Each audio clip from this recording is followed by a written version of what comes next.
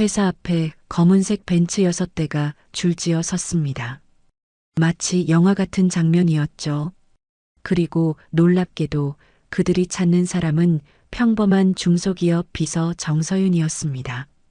일주일 전 그녀는 강남역 지하철에서 쓰러진 노숙자에게 월세 낼 돈 50만 원을 노인의 손에 쥐어주었던 일이 떠올랐습니다. 도대체 그날 밤 지하철 승강장에서 무슨 일이 있었던 걸까요? 그날 밤의 일이 그녀의 인생을 완전히 뒤바꿀 줄은 아무도 몰랐습니다. 오늘 이야기 궁금하시다면 무료로 할 수 있는 좋아요 눌러주세요. 행복한 일들만 가득할 거예요. 퇴근 시간 강남역 2호선 환승 통로는 지옥이었습니다. 브레이크가 내는 날카로운 쇠 긁는 소리가 귓속을 파고들었고 수천 명의 발걸음이 만들어내는 진동이 바닥을 통해 온몸으로 전해졌습니다. 에스컬레이터는 고장나서 멈춰 있었고 계단에는 사람들이 개미떼처럼 빼곡히 들어차 있었죠.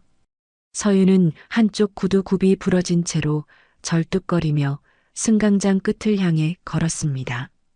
오늘따라 유난히 발이 아팠어요. 아침부터 회의실 예약이 꼬여서 3시간 동안 여기저기 뛰어다녔고 점심은 김밥 한 줄로 때웠습니다. 월급날까지는 아직 일주일이나 남았는데 통장 잔고는 이미 바닥을 보이고 있었죠. 그때였습니다. 퍽 하는 둔탁한 소리가 들렸어요. 승강장 끝 벽에 기대어 있던 노인이 그대로 주저앉은 것이었습니다. 낡고 때가 묻은 회색 코트는 여기저기 해진 부분이 보였고 소매 끝은 너덜너덜했어요. 벗겨진 모자 아래로 드러난 하얀 머리는 몇 달은 깎지 않은 듯 부스스했죠.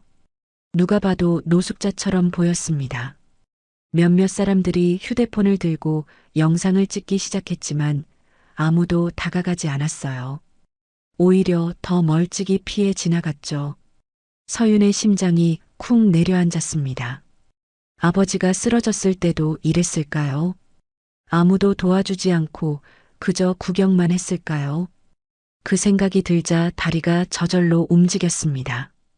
부러진 굽 때문에 뛰다시피 절뚝거리며 노인에게 다가갔어요. 어르신, 괜찮으세요? 노인의 얼굴은 창백했지만 숨은 쉬고 있었습니다. 서윤은 응급처치 교육에서 배운 대로 노인의 머리를 살짝 뒤로 젖혀 기도를 확보했어요. 그리고 옆으로 눕혀 혹시 모를 구토에 대비했죠. 손등에는 굳은 살이 있었는데 이상하게도 그 거친 손에서 고급 향수 냄새가 아주 희미하게 났습니다. 착각인가 싶을 정도로 미세했지만요. 역무원 호출 버튼은 저 멀리 반대편에 있었고 서윤이 휴대폰을 꺼내 119를 누르려는 순간 노인이 손을 들어 막았습니다. 병원은 됐소.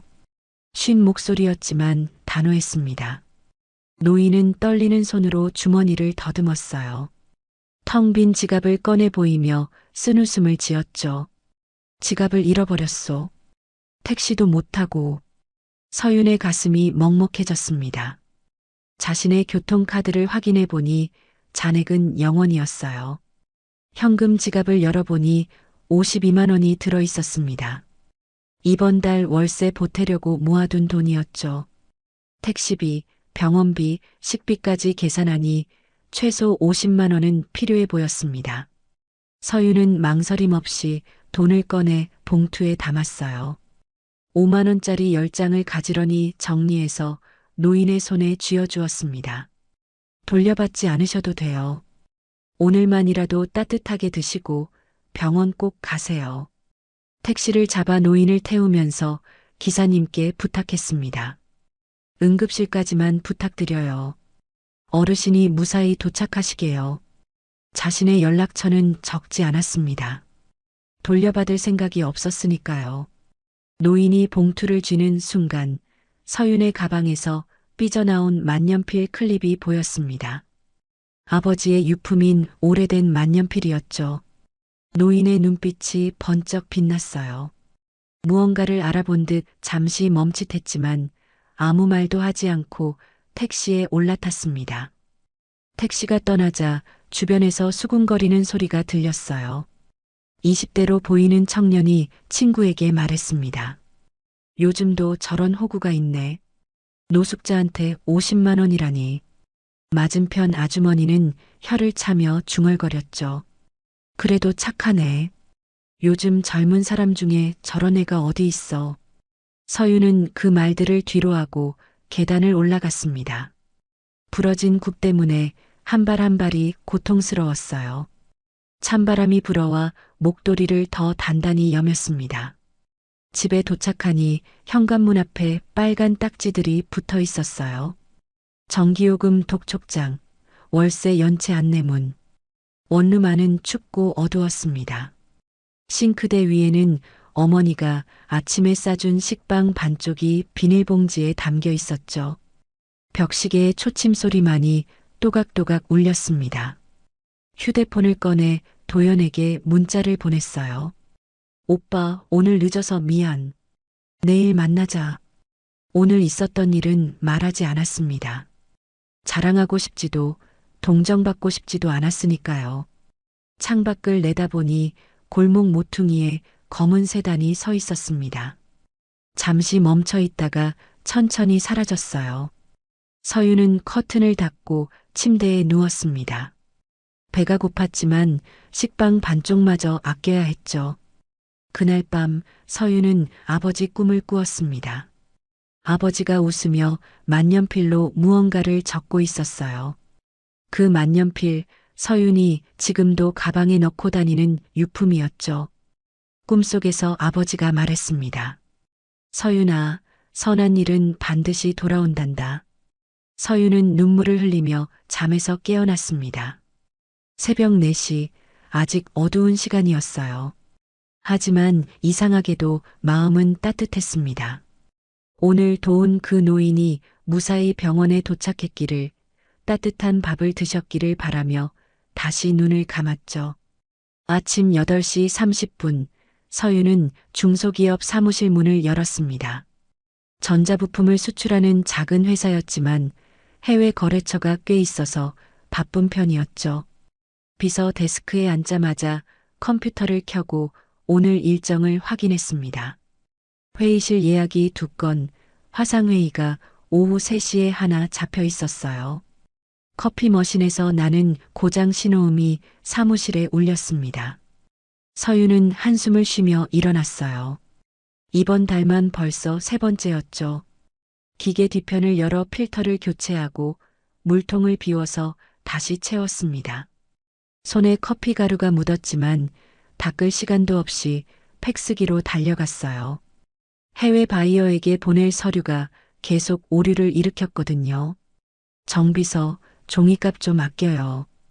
이번 달 사무용품 예산 벌써 초과했어요. 사장님이 지나가며 말했습니다. 소탈한 분이었지만 회사 운영비에는 민감했죠. 서유는 죄송하다고 고개를 숙이며 팩스 재전송 버튼을 조심스럽게 눌렀습니다. 점심시간이 가까워오자 동료 주임이 다가왔어요. 35살의 미혼 여성으로 서윤과는 입사 동기였죠. 요즘 얼굴이 밝은데 좋은 일 있어? 서윤의 뺨이 살짝 붉어졌습니다. 도연 생각을 하면 저절로 미소가 지어졌거든요. 그냥 성격 좋은 사람이야. 착하고 배려심도 많고.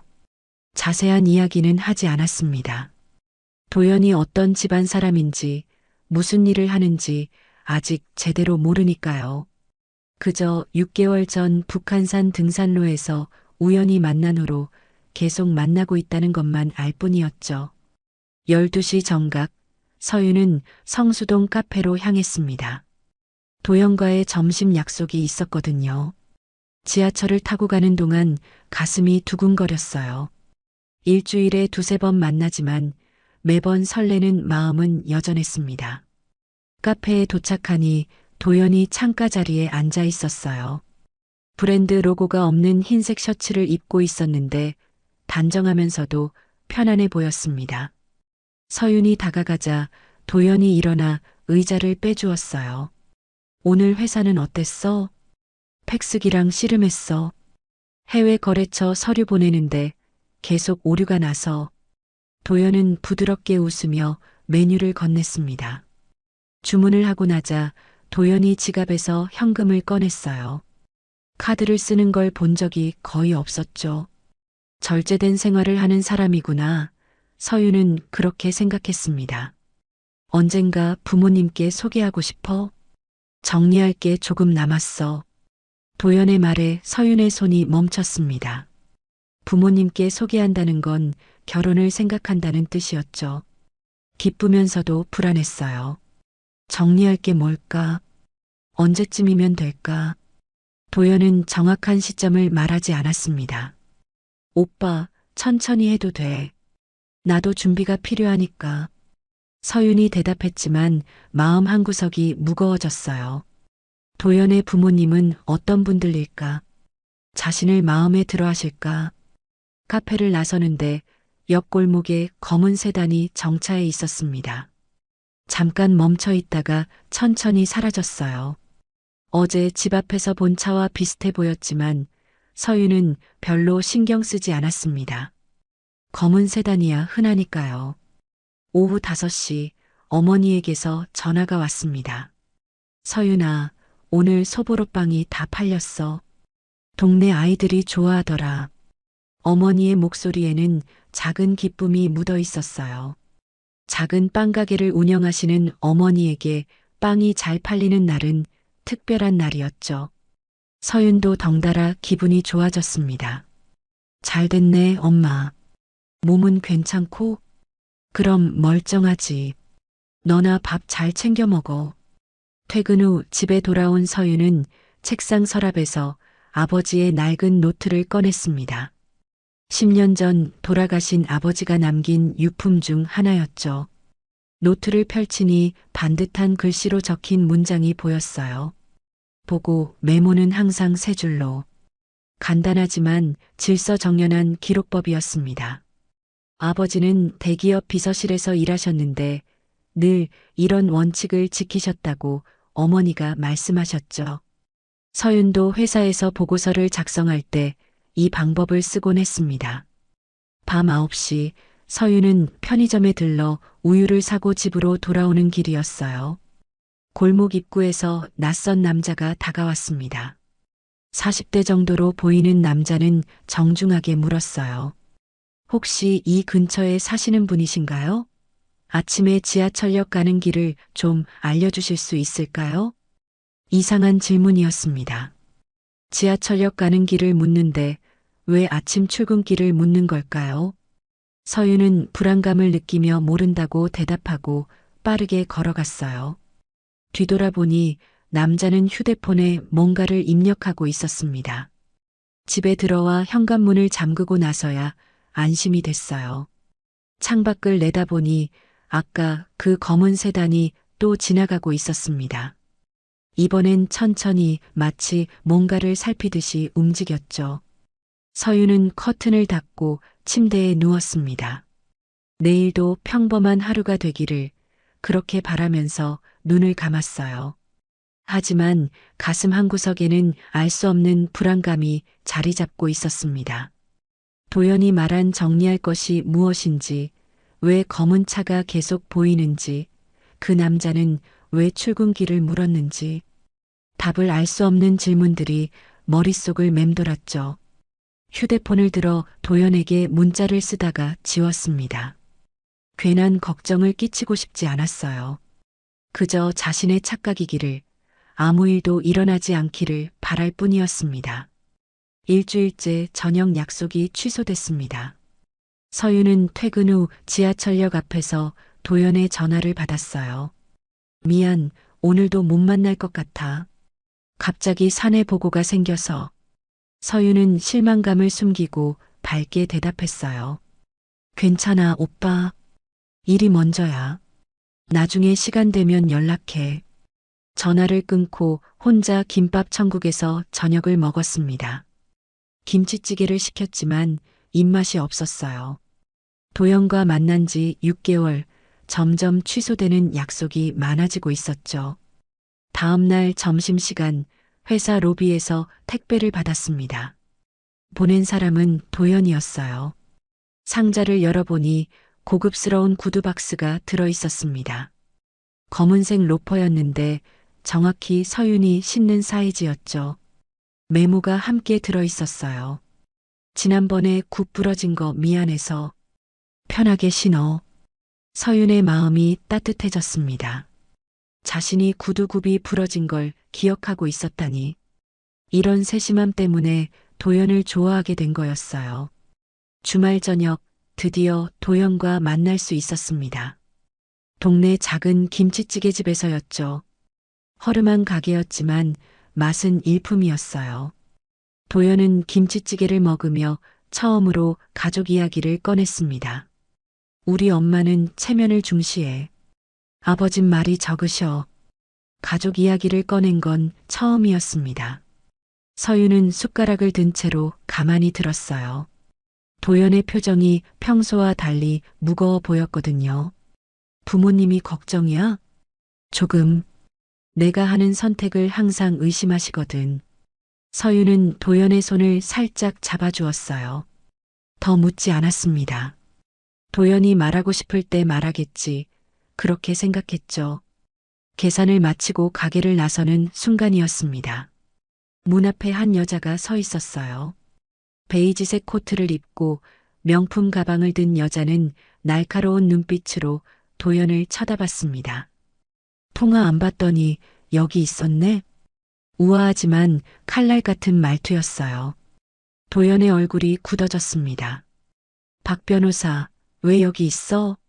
박다혜라는 여자는 서윤을 위아래로 훑어봤어요. 그 시선에 서윤은 움츠러들었습니다. 도연이 서윤을 소개하기 전에 다혜가 먼저 말했어요. 새로 사귀는 분인가요? 어느 학교 나오셨어요? 갑작스러운 질문에 서윤의 심장이 쿵 내려앉았습니다. 계급을 묻는 듯한 그 말투가 날카로웠어요. 하지만 떳떳하게 대답했습니다. 충남대 나왔습니다. 다혜의 입꼬리가 올라갔어요. 비웃는 듯한 미소였죠. 아, 그래요? 도연이 다혜의 팔을 잡으며 말했습니다. 다혜, 우린 끝났다고 분명히 말했잖아. 다혜의 표정에 집요함이 스쳤어요. 끝났다니 우리 집에서는 못 들었는데? 오빠 어머니도 아직 나를 며느리로 생각하시던데. 서윤은 상황이 불편했지만 도망치고 싶지 않았어요. 정면으로 다혜를 바라보며 말했습니다. 처음 뵙겠습니다. 전 정서윤입니다. 짧은 인사였지만 단호했습니다. 다혜의 눈이 날카로워졌어요. 오빠 부모님은 아시나요? 도연이 서윤의 손을 잡았습니다. 곧 말씀드릴 거야. 박 변호사는 이제 그만 가줘. 다혜는 한참 두 사람을 번갈아 보다가 돌아섰어요. 가면서 한마디 던졌죠. 후회할 거예요, 둘 다. 다혜가 사라진 후 도연과 서윤은 한참 말없이 걸었습니다. 도연이 먼저 입을 열었어요. 말할 타이밍을 못 찾았던 게 있어. 다혜는 우리 집에서 정해준 사람이었어. 하지만 난 거절했고, 그때 도연의 휴대폰이 울렸습니다. 화면에 어머니라는 글자가 떴어요. 도연은 미안한 표정으로 전화를 받았죠. 네, 어머니. 지금 바로 들어가겠습니다. 전화를 끊은 도연이 서윤을 안아주었어요. 미안해. 오늘은 먼저 가야 할 것 같아. 내일 다 설명할게. 서윤은 고개를 끄덕였지만 마음이 무거웠습니다. 도연의 세계가 자신이 생각했던 것보다 훨씬 복잡해 보였거든요. 집으로 돌아오는 길, 또 그 검은 세단이 뒤를 따라왔습니다. 이번엔 확실했어요. 누군가 자신을 감시하고 있다는 것을. 서윤은 휴대폰 위치 공유 기능을 켰다가 다시 껐습니다. 누구와 공유해야 할지도 모르겠고 괜한 불안감만 키우고 싶지 않았거든요. 침대에 누워 천장을 바라봤어요. 도연을 사랑하지만 그의 세계에 들어갈 준비가 되어 있는지 확신이 서지 않았습니다. 정해준 사람, 어머니의 전화, 다혜의 위협. 모든 게 서윤을 불안하게 만들었죠. 하지만 서윤은 마음을 다잡았습니다. 사랑한다면 함께 헤쳐나가야 한다고 그렇게 스스로에게 말했어요. 월요일 오후 2시 서윤의 휴대폰에 낯선 번호로 전화가 왔습니다. 목소리는 차갑고 품이 있었어요. 정서윤 씨죠? 전 강도연의 어머니입니다. 오늘 저녁 시간 되시나요? 서윤의 손이 떨렸습니다. 도연의 어머니라니. 준비도 없이 갑작스러운 연락이었죠. 하지만 피할 수는 없었어요. 네, 시간 맞춰드리겠습니다. 약속 장소는 청담동의 한 호텔 라운지였습니다. 서윤이 도착했을 때 로비에는 거대한 꽃 장식이 있었고 대리석 바닥이 반짝거렸어요. 주차장에는 외제차들이 줄지어 서 있었죠. 서윤은 자신의 낡은 가방을 꼭 쥐었습니다. 최미령은 창가 자리에 앉아 있었어요. 진주 목걸이와 정장 차림이 완벽했죠. 서윤이 다가가자 위아래로 훑어봤습니다. 그 시선에는 평가하는 듯한 차가움이 있었어요. 앉으세요. 미령은 바로 본론으로 들어갔습니다. 학력은 어떻게 되시죠?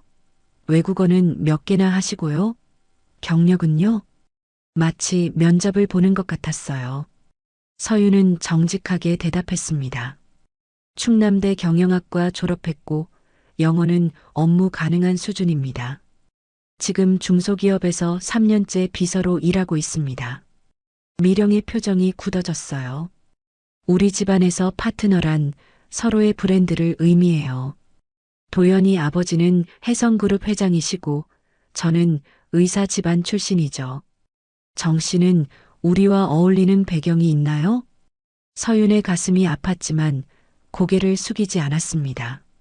전 실무를 오래 했습니다. 저만의 방식으로 신뢰를 만들겠습니다. 정중하지만 흔들림 없는 대답이었어요. 미령은 잠시 서윤을 바라보다가 일어섰습니다. 도연이가 정신 차리길 바라요. 감정은 오래가지 않죠. 미령이 떠난 후 서윤은 한참 그 자리에 앉아 있었습니다. 창밖으로 보이는 화려한 거리가 낯설게 느껴졌어요. 다음 날 아침 회사 인사팀에 익명 메일이 도착했습니다. 서윤이 거래처와 부적절한 관계를 맺고 있다는 내용이었죠. 법률 용어로 정교하게 작성된 문장들이었어요. 박다혜의 흔적이 분명했습니다. 사장님은 서윤을 불렀어요. 정비서, 이런 메일이 왔는데 나는 자네를 믿고 싶네. 하지만 외부 감사가 들어올 수도 있어서 당분간 업무를 분리해야 할 것 같아. 서윤은 억울했지만 이해한다고 대답했습니다. 동료들의 시선이 달라진 걸 느낄 수 있었어요. 수군거리는 소리가 들렸죠. 정비서가 뭔가 문제가 있나 봐. 조용해 보였는데 뒤가 구린가? 점심시간 서윤은 혼자 옥상에 올라갔습니다. 차가운 바람이 얼굴을 스쳤어요. 휴대폰이 울렸습니다. 도연이었죠. 오빠, 들었어. 우리 엄마가 만났다면서? 미안해. 내가 막았어야 했는데. 도연의 목소리에는 죄책감이 묻어 있었어요. 정리 시간을 좀 줘.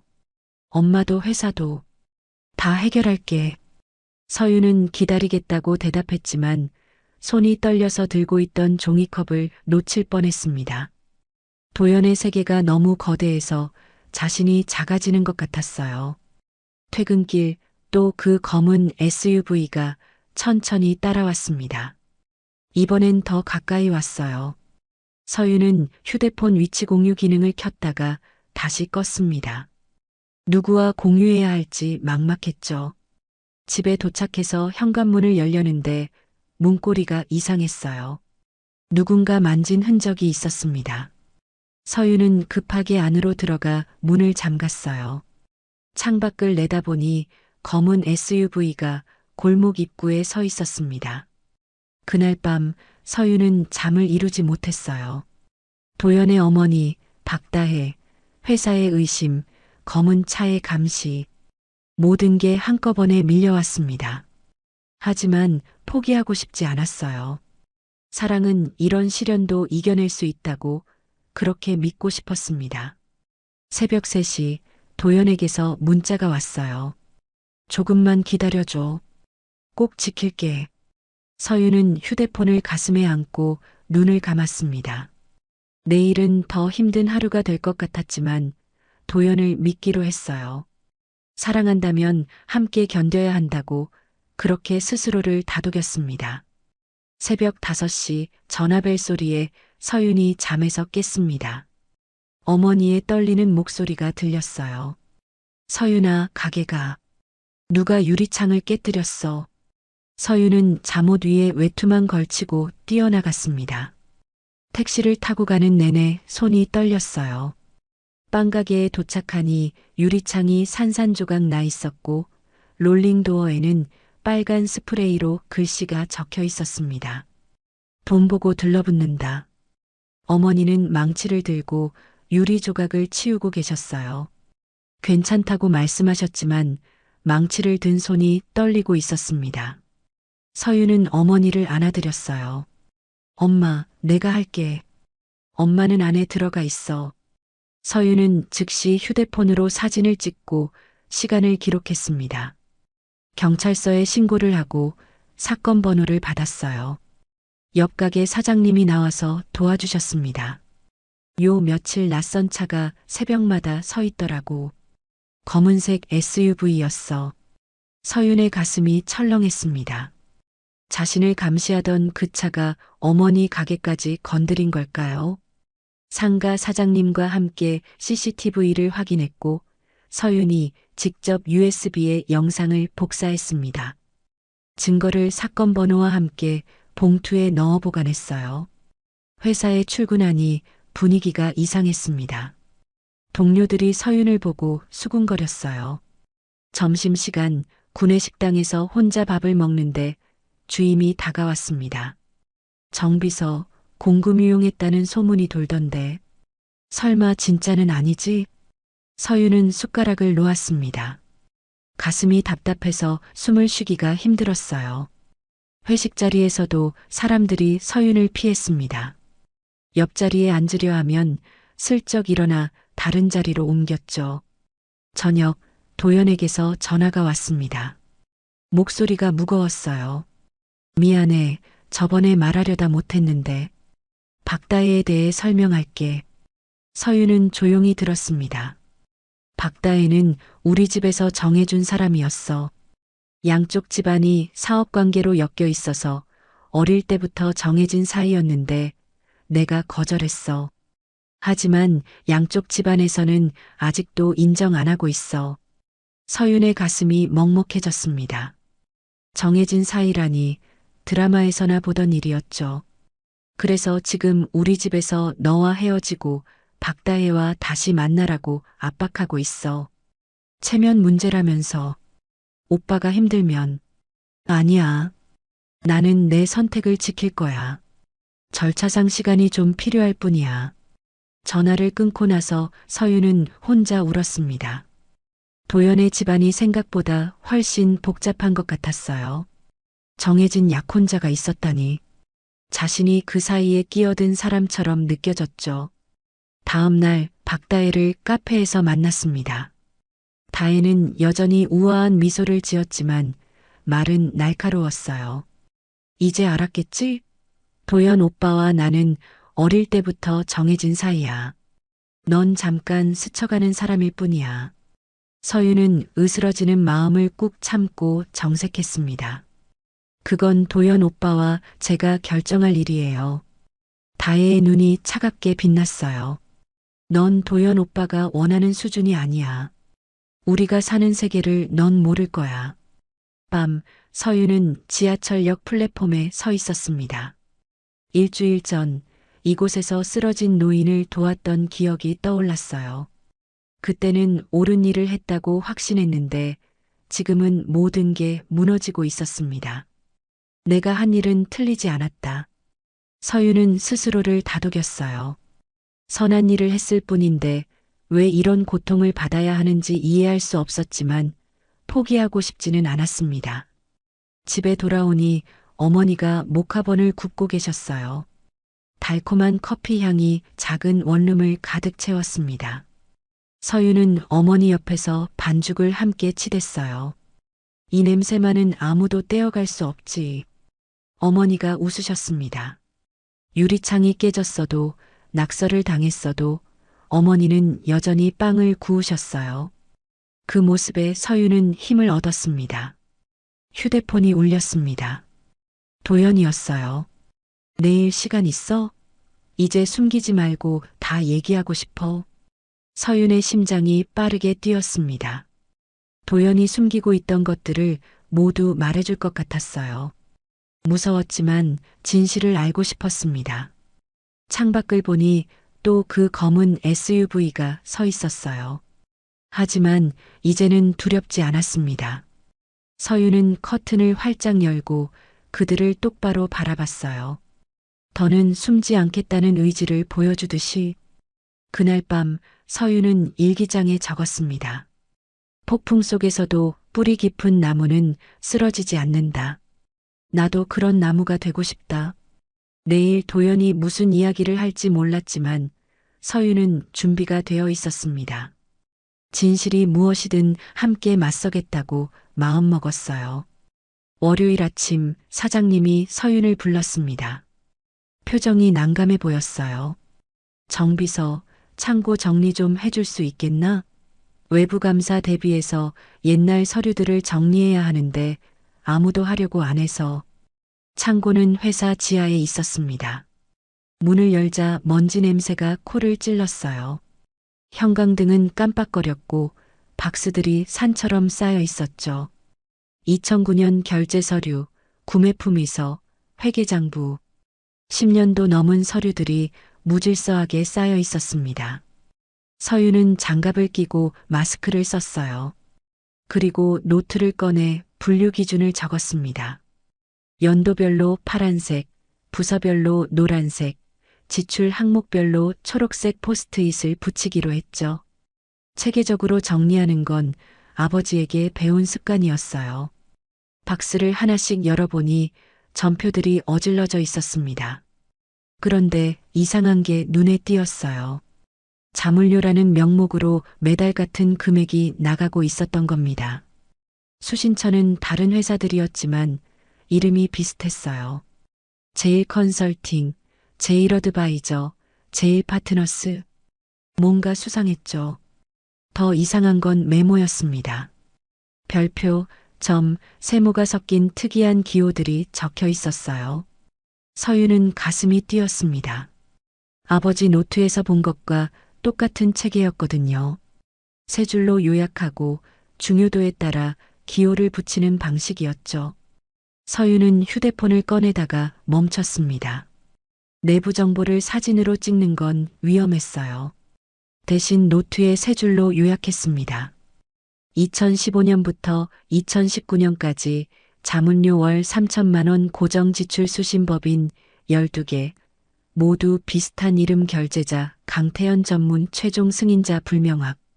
점심시간이 되자 서유는 창고에서 나왔습니다. 온몸이 먼지투성이었어요. 화장실에서 손을 씻으며 거울을 봤습니다. 눈빛이 달라져 있었어요. 뭔가 중요한 걸 발견한 사람의 눈이었죠. 오후에 다시 창고로 내려갔습니다. 이번엔 2010년 박스를 열었어요. 거기서 충격적인 문서를 발견했습니다. 혜성그룹이라는 이름이 적힌 계약서였어요. 서윤의 손이 떨렸습니다. 혜성그룹이라니 그 유명한 대기업 말인가요? 계약서를 자세히 보니 더 놀라운 사실이 있었어요. 회장 이름 옆에 작은 글씨로 비서 이름이 적혀 있었는데 그 이름이 정말로 익숙했습니다. 정민수, 서윤의 아버지 이름이었어요. 서윤은 다리에 힘이 풀려 박스 위에 주저앉았습니다. 아버지가 혜성그룹 회장의 비서였다니. 어머니는 왜 한 번도 말씀하지 않으셨을까요? 퇴근 시간이 되어 사장님께 보고했습니다. 리스트 정리 완료했습니다. 내일 마저 하겠습니다. 개인적인 발견은 말하지 않았어요. 아직 확실하지 않았으니까요. 사장님은 고마워하며 고개를 끄덕였습니다. 수고했어요. 정비서가 이런 일도 자원해서 해주니 믿음이 가네. 집으로 가는 길, 서유는 계속 생각했습니다. 아버지와 혜성그룹의 관계, 이상한 자금 흐름, 그리고 지하철에서 만난 그 노인. 모든 게 우연일까요? 아니면 연결되어 있는 걸까요? 밤, 도연에게 전화하려다가 멈췄습니다. 도연의 세계를 흔들 수도 있는 정보였어요. 아직은 아니었습니다. 증거가 더 필요했어요. 서유는 아버지 노트를 다시 펼쳤습니다. 거기엔 이런 문장이 있었어요. 진실은 종이에 남는다. 거짓은 말로 사라진다. 서유는 노트를 덮고 눈을 감았습니다. 내일 창고에서 더 많은 진실을 찾을 수 있을 거예요. 그 진실이 무엇이든 마주할 준비가 되어 있었습니다. 창밖에서 또 그 검은 SUV가 지나갔어요. 하지만 이제 서유는 두렵지 않았습니다. 오히려 그들이 두려워해야 할 차례였으니까요. 진실을 아는 사람이 가장 강한 법이었습니다. 화요일 아침 7시 서유는 출근 준비를 하며 뉴스를 틀었습니다. 앵커의 긴박한 목소리가 거실을 채웠어요. 속보입니다. 혜성그룹 윤태성 회장이 주가 조작 혐의로 검찰 소환을 앞두고 있습니다. 구속영장 청구가 임박한 것으로 알려졌습니다. 서윤의 손에서 커피잔이 미끄러질 뻔했습니다. 혜성그룹이라니. 어제 창고에서 본 그 회사였어요.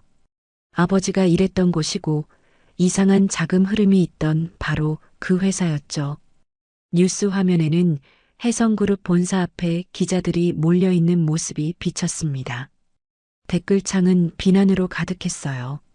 재벌은 다 도둑이라는 말부터 구속시켜야 한다는 격한 반응까지 다양했죠. 회사에 도착하니 분위기가 어수선했습니다. 직원들이 모여서 뉴스를 보고 있었어요. 사장님의 표정도 어두웠죠. 혜성그룹은 우리 회사와도 거래가 있었으니까요. 혜성그룹이 무너지면 우리도 타격이 클 텐데. 동료의 걱정스러운 목소리가 들렸습니다. 서유는 창고에서 본 서류들이 떠올랐어요. 자물쇠 명목의 이상한 자금 흐름, 강태현이라는 이름, 그리고 페이퍼 컴퍼니들.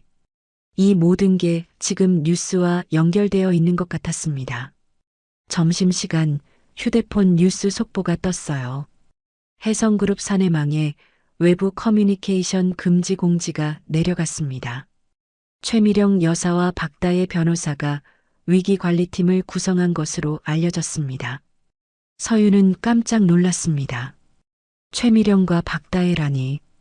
도연의 어머니와 그 여자가 같이 움직이고 있다는 건가요?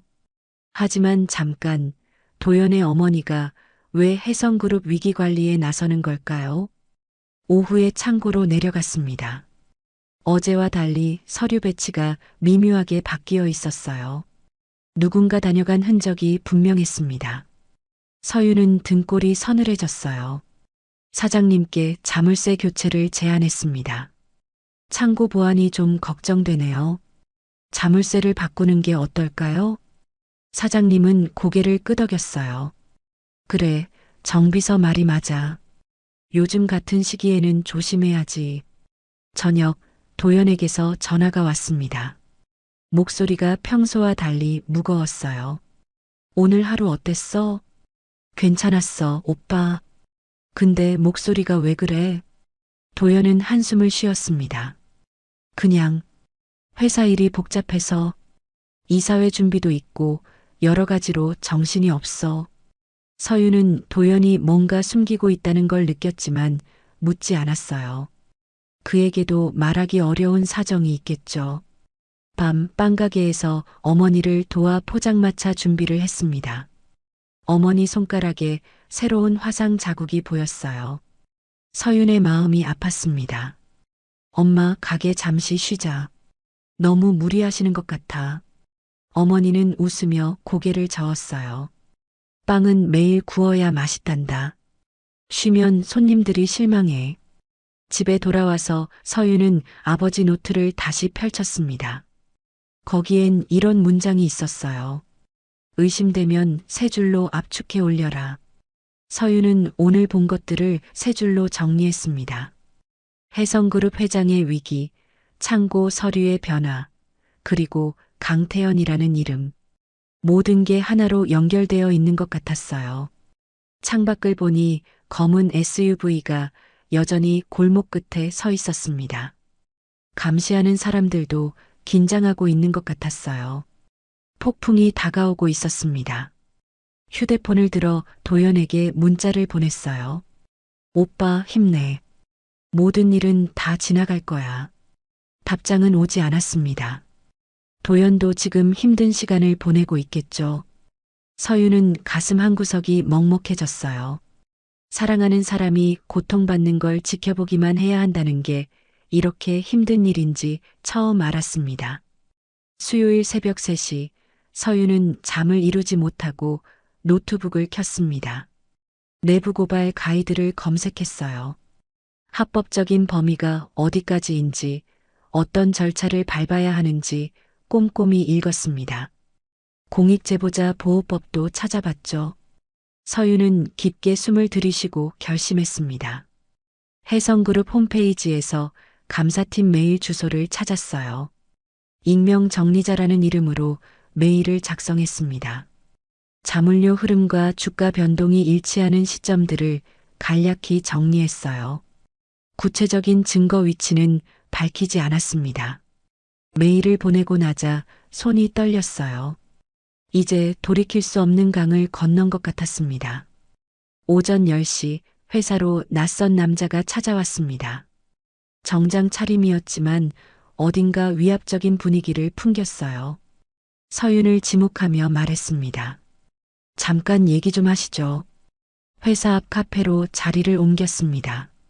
남자는 명함도 주지 않은 채 바로 본론으로 들어갔어요. 당신이 가진 자료 조용히 없던 일로 하면 보상하겠습니다. 5천만 원 어떻습니까? 서윤의 가슴이 쿵쿵 뛰었지만 표정은 바꾸지 않았어요. 강태현 측 사람이 분명했습니다. 법 절차대로 하겠습니다. 단호한 거절에 남자의 눈빛이 차가워졌어요. 후회할 겁니다. 남자가 떠난 후 서윤은 휴대폰으로 대화 내용을 메모했습니다. 날짜와 시간, 제안 내용까지 상세히 적었어요. 저녁 집에 돌아오니 현관문이 이상했습니다. 비밀번호 버튼에 붙여둔 투명 스티커가 살짝 찢어져 있었어요. 누군가 비밀번호를 눌러본 흔적이었죠. 서윤은 즉시 경찰서에 전화했습니다. 현관문에 침입시도 흔적이 있어요. 순찰 좀 부탁드립니다. 상담원이 사건 번호를 알려주며 순찰을 보내겠다고 했어요. 서윤은 그날 밤 의자로 현관문을 막아두고 잤습니다. 다음 날 아침 도연에게 도움을 요청하는 문자를 쓰다가 지웠어요. 그를 더 흔들고 싶지 않았습니다. 서윤은 혼자 할 수 있는 데까지 해보기로 했습니다. 점심시간 서윤은 노트를 꺼내 딱 한 장으로 요약을 만들었어요. 자물쇠, 페이퍼 컴퍼니, 강태현. 서술형 문장이 아닌 핵심 키워드와 날짜만 적었습니다. 아버지가 가르쳐준 세 줄 규칙을 따랐죠. 2015년 3월부터 2019년 12월 월 3천만 원 자문료 제일컨설팅 외 12개 유령회사 결제자 강태현 최종 승인 불명. 퇴근 후 빵가게에 들렀습니다. 어머니가 반갑게 맞아주셨어요. 서윤아, 오늘은 일찍 왔네? 서윤은 카운터 아래 비밀 공간을 찾았습니다. 거기에 요약 종이를 넣었어요. 원본과 사본 2장을 따로 보관했죠. 엄마, 이건 절대 떨어뜨리면 안 되는 종이에요. 무슨 일이 있어도 지켜주세요. 어머니는 딸의 진지한 표정을 보고 고개를 끄덕였습니다. 밤 11시 휴대폰이 울렸습니다. 발신번호 표시 제한이었어요. 내가 가진 종이 내놔. 낮은 남자 목소리였습니다. 서윤은 침착하게 녹취 버튼을 눌렀어요. 누구세요? 경고하는데 계속 그러면 너도 내 가족도 무사하지 못할 거야. 전화는 일방적으로 끊겼습니다. 서윤은 바로 경찰서에 전화해서 협박 전화를 받았다고 신고했어요. 녹취 파일도 있다고 말했죠. 서윤은 창밖을 봤습니다. 검은 SUV가 여전히 골목 끝에 서 있었어요. 하지만 이제는 두렵지 않았습니다. 오히려 그들이 초조해하고 있다는 증거였으니까요. 노트를 펼쳐 오늘 있었던 일들을 정리했습니다. 매수 시도, 침입 흔적, 협박 전화. 모든 게 서윤이 중요한 증거를 가지고 있다는 방증이었어요. 휴대폰을 들어 도연에게 문자를 보냈습니다. 오빠, 곧 모든 게 해결될 거야. 조금만 기다려. 답장은 금방 왔어요. 무슨 일 있어? 걱정돼. 아무것도 아니야. 그냥 오빠가 보고 싶어서. 서윤은 거짓말을 했습니다. 도연을 걱정시키고 싶지 않았어요. 이 일이 끝나면 모든 걸 말할 수 있을 거예요. 그때까지만 조금 더 버티면 됐습니다. 목요일 새벽 4시 어머니의 다급한 전화에 서윤이 잠에서 깼습니다. 서윤아, 가게가 엉망이 됐어. 서윤은 잠옷 위에 외투만 걸치고 뛰어나갔어요. 택시 안에서 계속 어머니께 전화했지만 통화 중이었습니다. 가슴이 쿵쿵 뛰었어요. 빵가게 앞에 도착하니 충격적인 광경이 펼쳐져 있었습니다. 간판이 반쯤 떨어져 있었고 유리창 앞에는 시멘트 덩어리와 철근 같은 폐자재들이 널브러져 있었어요. 어머니는 망연자실한 표정으로 서 있었습니다. 엄마. 서윤이 달려가 어머니를 안았어요. 어머니의 몸이 떨리고 있었습니다. 눈가가 빨갛게 충혈되어 있었죠. 괜찮아, 엄마. 내가 다 처리할게. 서윤은 즉시 휴대폰을 꺼내 사진을 찍기 시작했습니다. 간판의 파손 상태, 바닥에 널브러진 폐자재들, 시간을 표시한 휴대폰 화면까지 꼼꼼히 기록했어요. 그리고 경찰서에 신고했습니다. 빵가게가 훼손됐어요. 사건 번호 좀 발급해 주세요. 경찰이 도착해서 현장을 조사했습니다. 옆 가게 사장님이 나와서 도와주셨어요. 어젯밤에 검은 SUV가 여기 서 있었어요. CCTV에 찍혔을 거예요. 서윤은 상가 사장님과 함께 CCTV를 확인했습니다. USB에 영상을 복사하고 사건 번호와 함께 봉투에 넣어 보관했어요.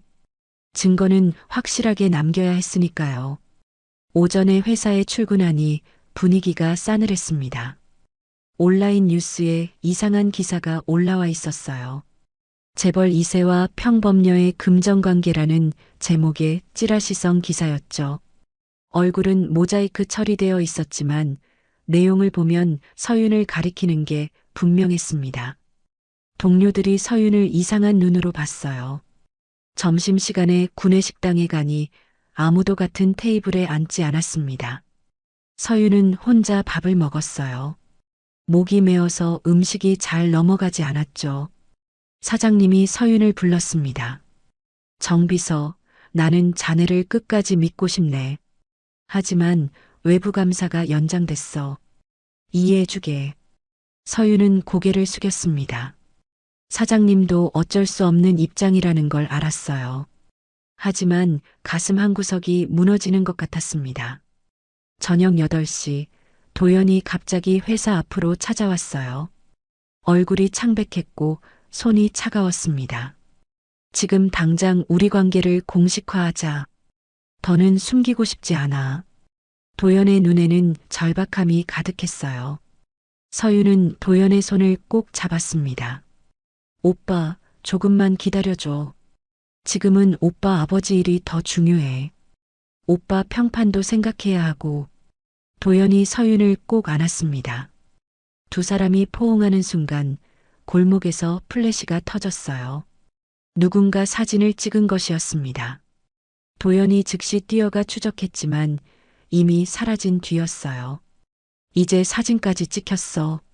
내일이면 또 기사가 나올 거야. 서윤은 침착하게 대응했습니다. 괜찮아, 오빠. 법적으로 대응할 거야. 집에 돌아와서 서윤은 대학 동기인 변호사에게 연락했어요. 명예훼손 고소장 초안을 받았습니다. 사진이 유포되면 바로 고소할 준비를 마쳤죠. 밤 11시 박다혜에게서 전화가 왔습니다. 아직도 정신 못 차렸네? 내가 감당할 수 있는 세계가 아니야. 서윤은 차분하게 대답했습니다. 그건 제가 판단할 일이에요. 전화를 끊고 서윤은 창밖을 봤습니다. 검은 SUV가 여전히 골목 끝에 서 있었어요. 하지만 이제는 무섭지 않았습니다.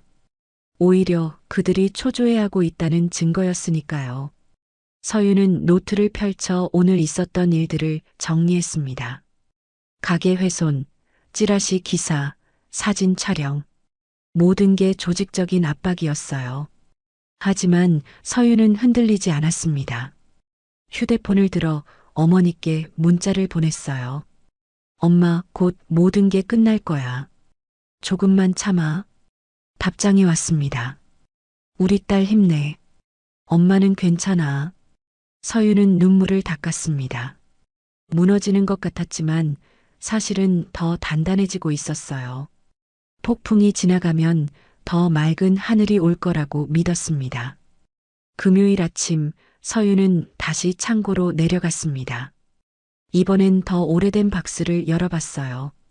2010년도 서류들 사이에서 특별한 문서를 발견했습니다. 혜성그룹 회장의 친필 메모들이었죠. 서윤의 손이 떨렸습니다. 메모에 적힌 글씨체가 너무나 익숙했어요. 회계 길이, 점을 찍는 위치, 그리고 무엇보다 세 줄로 요약하는 방식이 아버지 노트와 똑같았습니다. 우연이라고 하기엔 너무 정확하게 일치했어요. 점심시간 서윤은 회사 경비 아저씨를 찾아갔습니다. 60대 후반의 경비 아저씨는 이 건물에서 20년 넘게 일하신 분이었죠. 아저씨, 혹시 혜성그룹 회장님 아세요? 경비 아저씨는 고개를 끄덕였습니다. 알지, 옛날에 여기 자주 오셨어. 우리 사장님이랑 거래가 있었거든. 회장님은 특이하셔서 보고서도 늘 세 줄만 보셨어. 더 길면 다시 쓰라고 하셨지. 서윤의 가슴이 뛰었습니다. 세 줄 규칙, 이건 분명 아버지가 회장에게 배운 것이었어요. 집에 돌아와서 서윤은 휴대폰 배경화면을 켰습니다. 아버지 만년필 사진을 확대했어요. 클립 부분에 아주 작은 글씨가 새겨져 있었는데 그동안 너무 작아서 읽지 못했던 것이었죠. 최대한 확대하니 글씨가 보였습니다. 혜성 창립 정신. 서윤은 숨이 멎는 것 같았어요. 이 만년필은 혜성그룹 초창기 임직원들에게만 주어진 특별한 선물이었던 겁니다. 그리고 지하철에서 만난 그 노인이 이 만년필을 알아본 듯한 눈빛을 보였던 것도 기억났어요. 서윤은 노트를 꺼내 타임라인을 정리하기 시작했습니다. 날짜별로 자물료가 나간 시점, 주가가 변동한 시점, 그리고 강태현이 결제한 문서들. 모든 게 하나의 패턴을 보이고 있었어요. 저녁 9시 휴대폰이 울렸습니다. 발신번호 표시 제한이었어요. 내가 가진 종이 내놔. 또 그 협박 전화였습니다. 서윤은 침착하게 녹취 버튼을 눌렀어요. 누구신지 모르겠지만 협박은 범죄예요. 마지막 경고다. 내일까지 안 내놓으면 내 가족이 위험할 거야. 전화가 끊긴 후 서윤은 즉시 경찰서에 신고했습니다. 녹취 파일과 함께 추가 신고를 접수했어요. 서윤은 어머니께 전화했습니다. 엄마, 오늘은 이모 집에서 주무세요. 며칠만 그러면 돼요.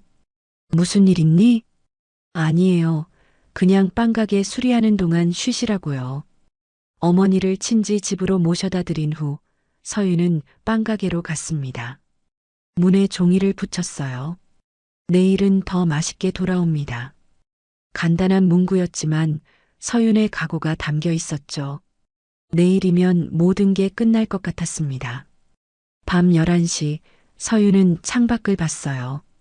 검은 SUV가 여전히 골목 끝에 서 있었습니다. 하지만 이제는 그들도 초조해 보였어요. 계속 엔진을 켰다 껐다 반복하고 있었거든요. 서윤은 가방에서 만년필을 꺼내 만져봤습니다. 아버지가 남긴 이 만년필이 모든 열쇠였어요. 지하철에서 만난 그 노인, 아니 혜성그룹 회장이 이 만년필을 알아본 것도 우연이 아니었던 겁니다. 노트에 마지막 메모를 적었어요. 아버지는 혜성그룹 첫 비서였다. 회장은 그날 나를 알아봤다. 진실은 곧 밝혀질 것이다. 서윤은 노트를 덮고 깊게 숨을 들이쉬었습니다. 내일 아침 직접 혜성그룹으로 가기로 결심했어요. 익명으로 보내는 것보다 직접 만나서 전달하는 게 더 안전할 것 같았습니다. 휴대폰을 들어 도연에게 문자를 보냈어요. 오빠, 내일 모든 게 끝날 거야. 믿고 기다려줘. 답장이 왔습니다. 무슨 일인지 모르겠지만 난 늘 내 편이야. 서윤은 미소를 지었습니다. 폭풍 전야의 고요함 속에서 내일의 해가 뜨기를 기다렸어요.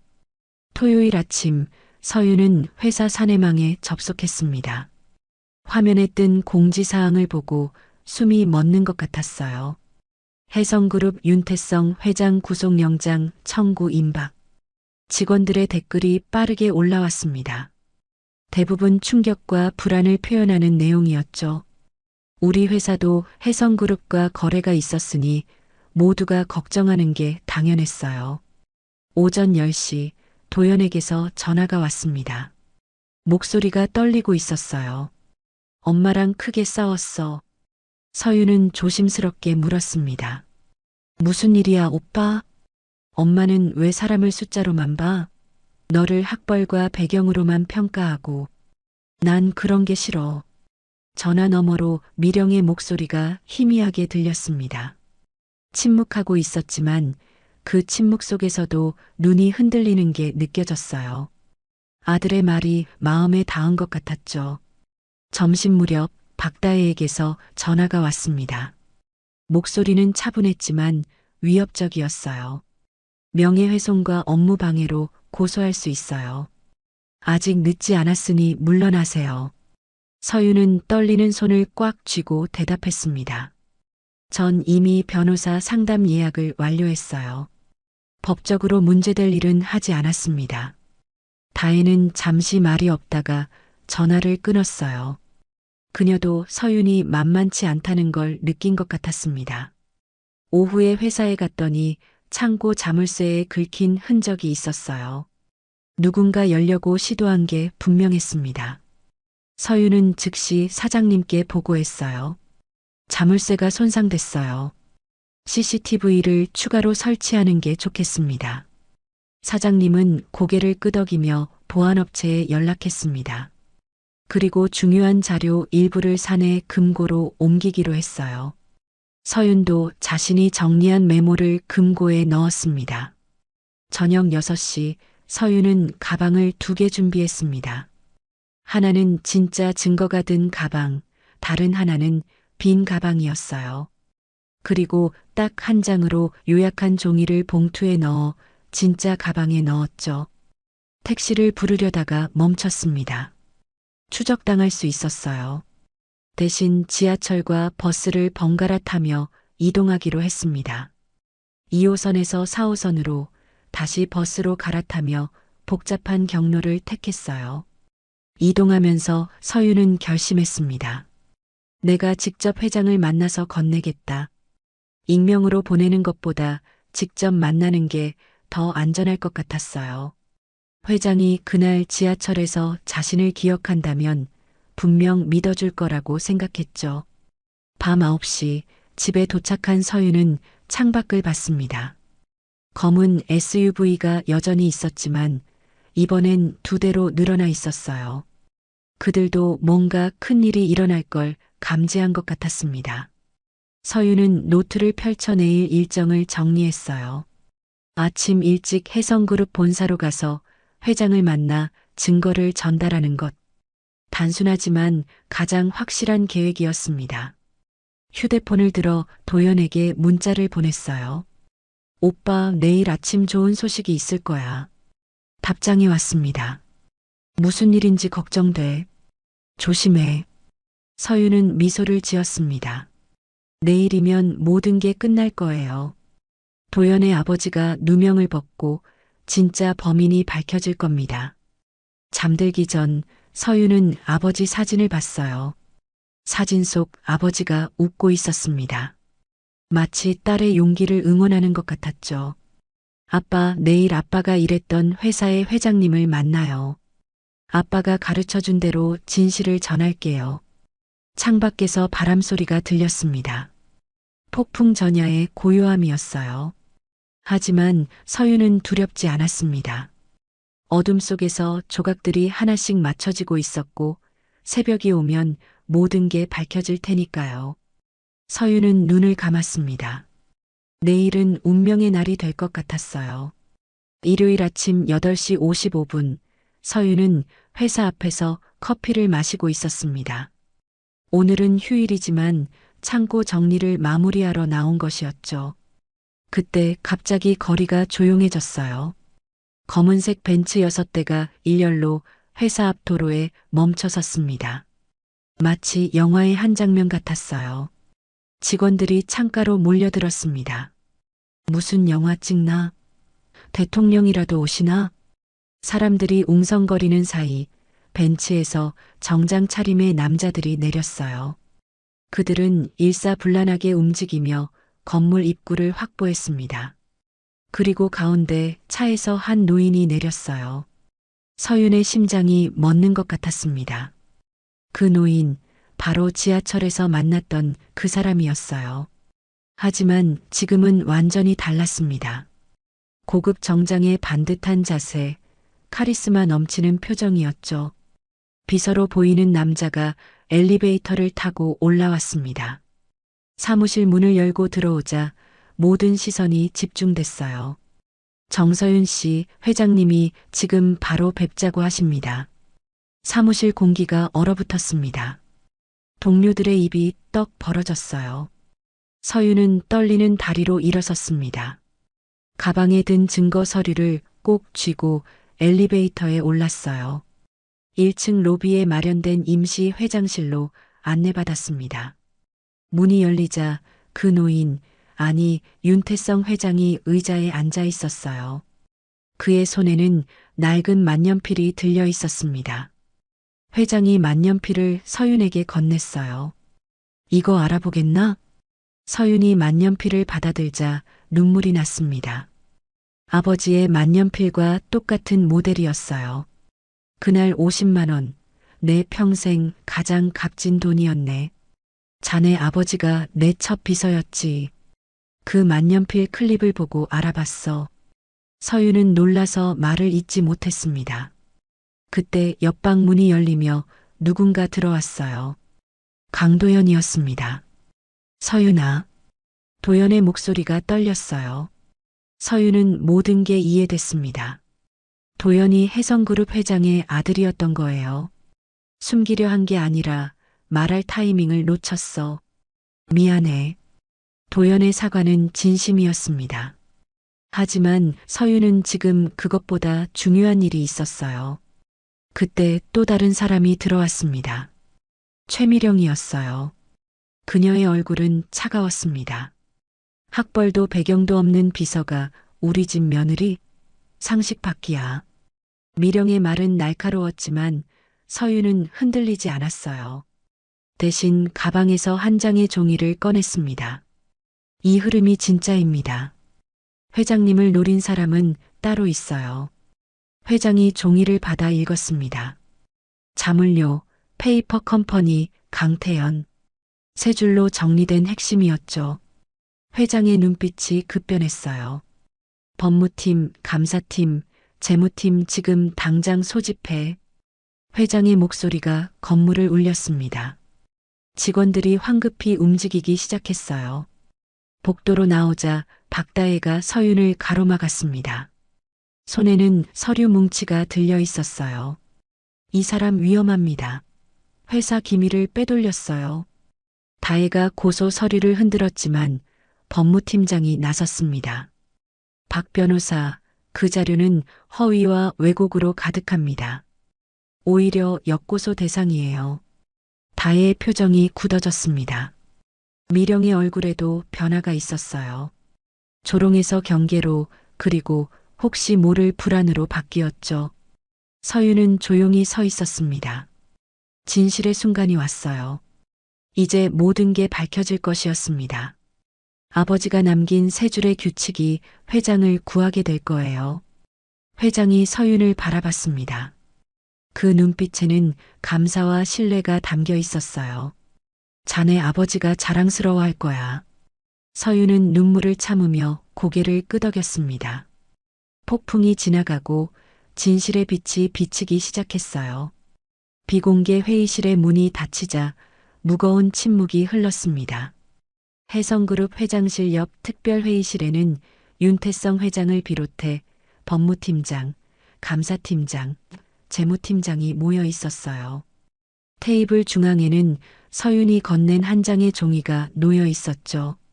재무팀장이 노트북을 열고 빠르게 키보드를 두드렸습니다. 화면에 숫자들이 빼곡히 나타났어요. 그는 안경을 고쳤으며 서윤의 메모와 화면을 번갈아 봤습니다. 놀랍습니다. 자물료가 나간 날짜와 주가 변동 시점이 정확히 일치해요. 이건 우연이 아닙니다. 법무팀장이 서류를 넘기며 말했어요. 이건 회장님 무관을 입증할 스모킹건입니다. 오히려 강태현 전무가 주도한 것으로 보입니다. 회장의 얼굴이 굳어졌습니다. 자신이 가장 신뢰했던 부하가 배신했다는 사실에 충격을 받은 것 같았어요. 하지만 곧 냉정을 되찾았습니다. 도연이 즉시 휴대폰을 들었어요. 내부 통제팀 전원 소집하세요. 외부 포렌식 팀도 지금 당장 투입합니다. 몇 분 후 IT 전문가들이 들어와 노트북을 펼쳤습니다. 전산 로그와 USB 반출 기록을 확인하기 시작했어요. 화면에는 복잡한 데이터들이 스쳐 지나갔죠. 그때 회의실 문이 벌컥 열렸습니다. 박다혜가 들어왔어요. 얼굴은 창백했지만 목소리는 단호했습니다. 제가 법률 대리를 맡겠습니다. 이 사건은 복잡하니까. 회장이 손을 들어 그녀를 제지했어요. 박 변호사, 그간 강태영과의 접촉 기록이 전부 남아 있습니다. 당신도 연루되어 있다는 걸 알고 있어요. 다혜의 얼굴이 하얗게 질렸습니다. 더는 할 말이 없다는 듯 입을 다물었어요. 미령이 서윤을 바라봤습니다. 처음으로 제대로 눈을 마주친 순간이었어요. 내가 이걸 다 찾아낸 거야? 목소리에는 자존심과 감탄이 섞여 있었습니다. 학벌도 배경도 없다고 무시했던 그 여자가 아들과 남편을 구한 것이었으니까요. 오후 3시 보안팀에서 급한 연락이 왔습니다. 정문에서 강태현 전무 측 임무를 제지했습니다. 도주하려다 붙잡혔어요. 보안팀장이 증거품을 가져왔습니다. 가명으로 만든 휴대폰 여러 개와 USB가 있었어요. USB 안에는 조작된 문서들이 가득했죠. 감사팀장이 USB를 확인하며 고개를 저었습니다. 이 정도면 완벽한 배임입니다. 강태현이 회사 돈을 빼돌려 주가를 조작한 거예요. 회장은 깊은 한숨을 쉬었습니다. 배신감과 안도감이 동시에 느껴지는 것 같았어요. 저녁 6시 속보가 터졌습니다. 해성그룹 윤태성 회장 구속영장 기각. 강태현 전무 긴급 체포. 회사 사내망에는 환호성이 터졌어요. 직원들의 댓글이 빠르게 올라왔습니다. 주가도 하락을 멈추고 반등하기 시작했죠. 서윤은 조용히 회의실을 나왔습니다. 복도에서 도연과 마주쳤어요. 도연의 눈에는 감사와 사랑이 가득했습니다. 고마워. 내가 아니었다면. 서윤이 도연의 손을 잡았어요. 오빠, 이제 끝났어. 진실이 밝혀졌으니까. 미령이 다가왔습니다. 여전히 도도한 표정이었지만 눈빛은 달라져 있었어요. 정서윤 씨, 내가 틀렸어요. 당신이 우리 가족을 구했네요. 짧은 인정이었지만 미령으로서는 큰 양보였습니다. 서윤은 고개를 숙여 인사했어요. 밤이 되자 회장실로 다시 불려갔습니다. 회장은 창밖을 바라보고 있었어요. 도시의 불빛이 반짝이고 있었죠. 정서윤 양, 자네 아버지가 자랑스러워할 거야. 딸이 아버지의 가르침을 이렇게 훌륭하게 이어받았으니. 서윤의 눈가가 촉촉해졌습니다. 아버지가 살아계셨다면 정말 기뻐하셨을 거예요. 진실의 방에서 모든 거짓이 벗겨졌습니다. 강태현의 덫은 완전히 무너졌고 서윤이 만든 세 줄의 진실이 모든 것을 바꿔놓았어요. 이제 새로운 시작을 할 시간이었습니다. 월요일 아침 9시 해성그룹 대회의실에는 200여 명의 임직원이 모여 있었습니다. 윤태성 회장이 단상에 올라서자 술렁이던 공기가 순식간에 가라앉았어요. 회장의 얼굴은 지난주보다 훨씬 밝아 보였습니다. 오늘부로 강태현 전무와 관련된 모든 의혹이 해소됐습니다. 외부 포렌식 팀이 확인한 결과 자금 유용은 전적으로 강태현 라인의 단독 범행이었습니다. 박수 소리가 터져 나왔어요. 직원들의 표정에 안도감이 번졌습니다. 주가도 개장과 동시에 5% 이상 반등했죠. 회사가 다시 정상 궤도에 오르고 있었습니다. 브리핑이 끝난 후 회장은 서윤을 비서실로 불렀어요. 창밖으로는 서울 도심이 한눈에 들어왔습니다. 회장은 오래된 사진첩을 꺼내 펼쳤어요. 거기엔 젊은 시절의 회장과 한 청년이 나란히 서 있는 사진이 있었습니다. 이 사람이 내 아버지야.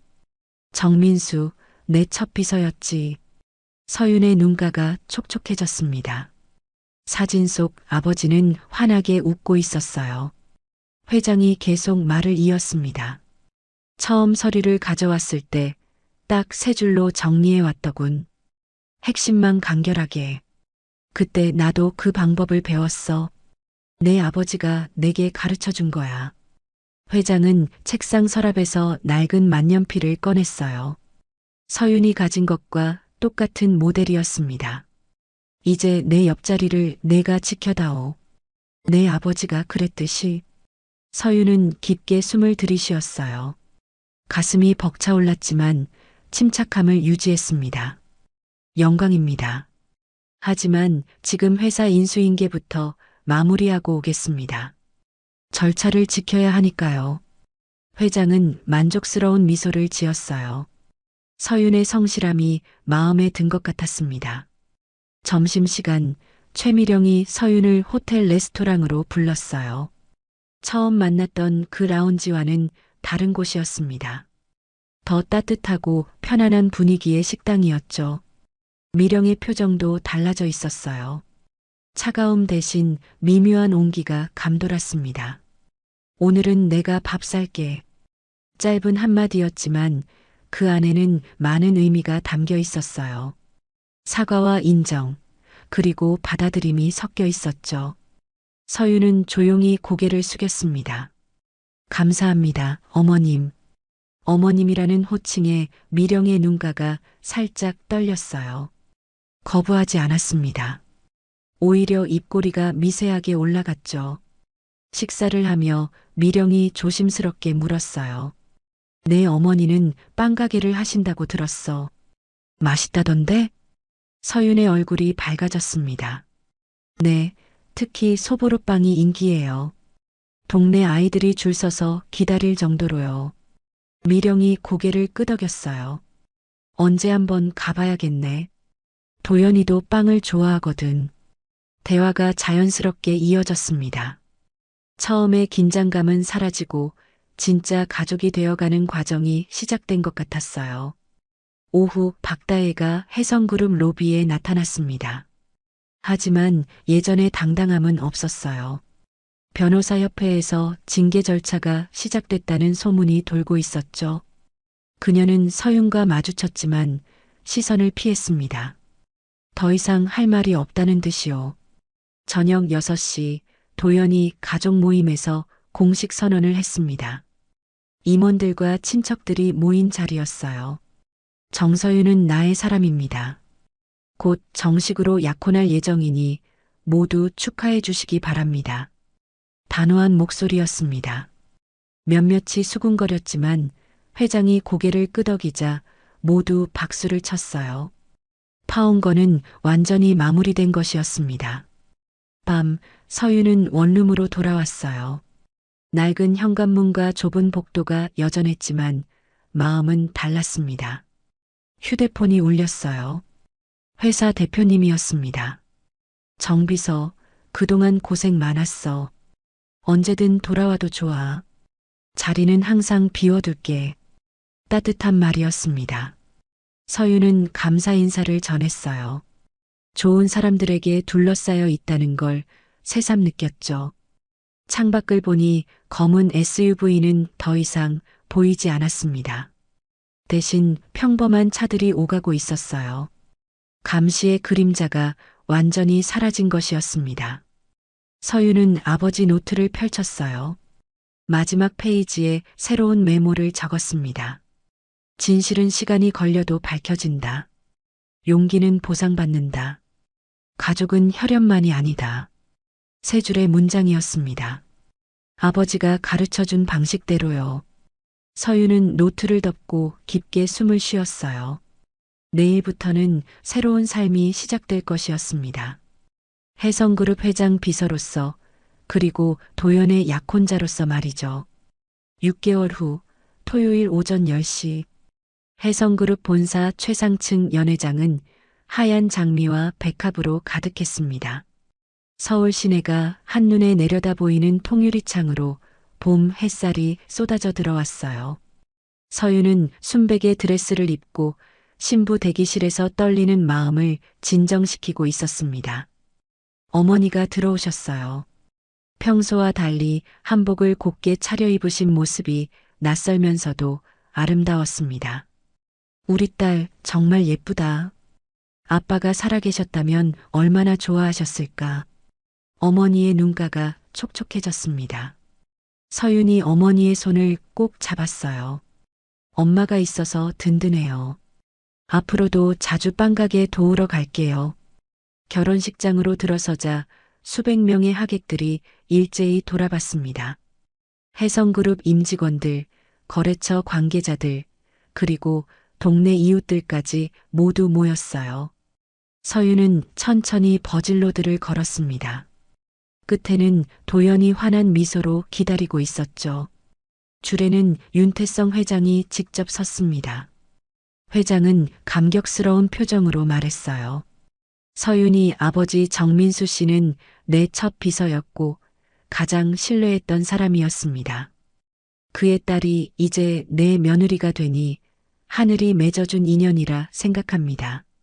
서윤의 눈에서 눈물이 흘렀습니다. 아버지가 하늘에서 지켜보고 계실 것 같았어요. 반지를 교환하는 순간 도연이 속삭였습니다. 드디어 내 아내가 됐네. 평생 지켜줄게. 미령이 단상에 올라와 서윤의 손을 잡았어요. 처음 만났을 때의 차가움은 온데간데 없이 사라지고 따뜻한 미소만 가득했습니다. 우리 며느리 정말 예뻐. 고마워. 우리 가족이 되어줘서. 앞으로는 친정 엄마보다 더 잘해줄게. 피로연이 시작되자 서윤은 테이블을 돌며 인사를 했습니다. 회사 동료들이 축하 인사를 건넸어요. 한때 서윤을 의심했던 사장님도 미안한 표정으로 악수를 청했죠. 정비서, 아니 이제 강부인이구나. 그때 믿어주지 못해서 미안해. 정말 축하해. 저녁이 되자 서윤과 도연은 빵가게로 갔습니다. 웨딩드레스 위에 앞치마를 두른 서윤의 모습에 동네 사람들이 놀라워했어요. 아이고, 재벌 며느리가 됐는데도 여전히 우리 동네 빵집 딸이네. 서유는 직접 구운 빵을 이웃들에게 나눠주었습니다. 도연도 팔을 걷어붙이고 빵 포장을 도왔어요. 명품 시계를 찬 손으로 비닐봉지를 묶는 모습이 어색하면서도 정겨웠죠. 1년 후 서윤과 도연의 집은 매주 일요일마다 대가족이 모이는 장소가 되었습니다. 거실에서는 미령이 서윤의 어머니에게 빵 만드는 법을 배우고 있었어요. 어머니, 이 반죽은 왜 이렇게 쫄깃해요? 온도가 중요해요. 사람 체온만큼 따뜻해야 빵도 살아나죠. 두 어머니가 나란히 앉아 반죽을 치대는 모습이 정겨웠습니다. 회장은 소파에 앉아 신문을 보다가 말했어요. 언제쯤 손자 소식 들을 수 있을까? 도연이 웃으며 대답했습니다. 아버지, 조급해하지 마세요. 때가 되면 좋은 소식 전할게요. 서유는 여전히 혜성그룹 회장 비서로 일했습니다. 매일 아침 9시 회장실에서 만년필로 보고서를 작성했어요. 세 줄로 정리된 간결한 문장들이 회사의 중요한 결정들을 이끌어갔죠. 서윤아, 내 아버지가 그랬듯이 너도 훌륭한 비서야. 내가 은퇴해도 다음 회장을 잘 보좌해줘. 회장의 신뢰는 절대적이었습니다. 강태현 사건 이후로 서윤의 판단력을 누구보다 믿었으니까요. 주말이면 부부는 함께 빵가게를 도왔습니다. 도연이 밀가루를 나르고 반죽을 치대는 모습이 이제는 자연스러웠어요. 동네 아주머니들이 감탄했죠. 재벌 사위가 이렇게 성실하다니 정말 보기 좋아. 어느 날 저녁 서윤은 일기장을 펼쳤습니다. 아버지가 쓰던 만년필로 오늘의 생각을 적었어요. 진심은 돌아온다. 선한 마음은 복이 된다. 가족은 피가 아닌 마음으로 만들어진다. 창밖으로는 서울의 야경이 반짝이고 있었습니다. 옆에서는 도연이 책을 읽고 있었어요. 평범하면서도 특별한 일상이었죠. 서유는 배에 손을 올렸습니다. 아직 아무도 모르는 비밀이었어요. 3개월 후면 새로운 가족이 태어날 예정이었죠. 내일 도연과 부모님들께 이 기쁜 소식을 전할 생각이었습니다. 휴대폰이 울렸어요. 미령이었습니다.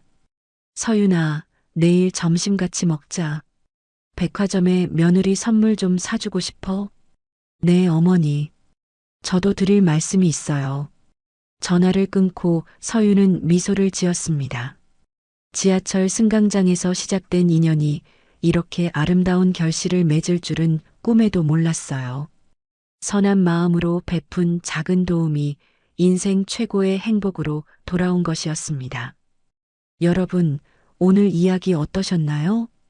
지하철 승강장에서 시작된 작은 선행이 어떻게 한 사람의 인생을 바꾸었는지 보셨습니다. 월세 낼 돈까지 선뜻 내어준 서윤의 따뜻한 마음이 결국 자신에게 큰 복으로 돌아왔죠. 이 이야기가 우리에게 전하는 교훈은 명확합니다.